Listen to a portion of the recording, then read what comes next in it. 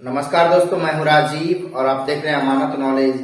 दोस्तों, आज हम जानकारी प्राप्त करेंगे कि खतियान मेरे नाम से है, लगान रसीद मेरे नाम से कट रहा है, जमीन दखल कब्जा में मेरे पास है, लेकिन किसी अन्य व्यक्ति ने मेरे ऊपर केस कर दिया है जमीन हमसे छीनने के लिए, लेकिन उनके पास कोई प्रूफ नहीं है।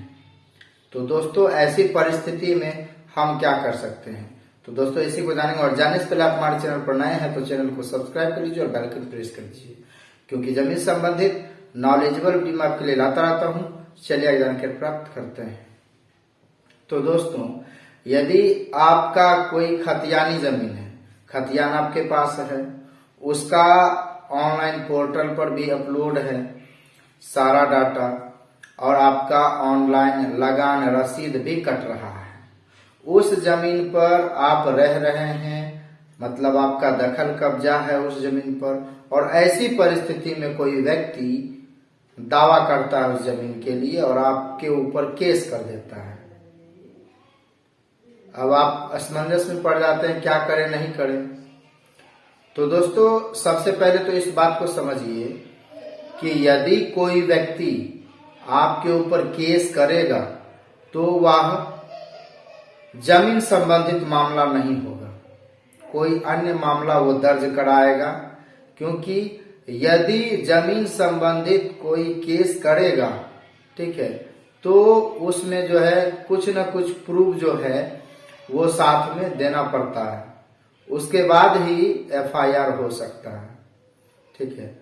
तो ये चीज है कि मामला आपका जमीन संबंधित नहीं होगा, कोई अन्य जो मामला है वो दर्ज करके आपके ऊपर केस कर रहा है, आपको फंसाने की कोशिश कर रहा है, आपको उलझाने की कोशिश कर रहा है, ठीक है।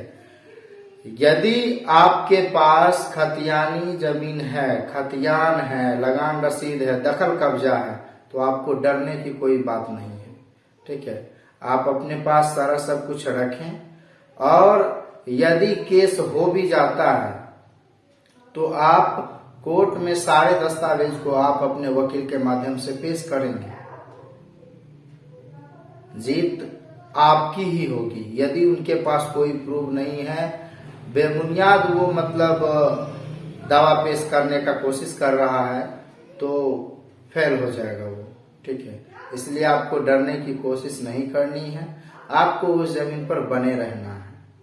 और इसके अलावे अन्य कोई मामला सामने आता है, आपको परेशान किया जा रहा है, तो आपका जो नजदीकी पुलिस स्टेशन है, जिस क्षेत्र में आप हैं, वहां पर आप जो है एक सनहा लिख के दे सकते हैं, या फिर आप जो है एफआईआर भी उनके ऊपर कर सकते हैं। लेकिन आपको डटे रहना है, ठीक है, डरने की कोई बात नहीं है।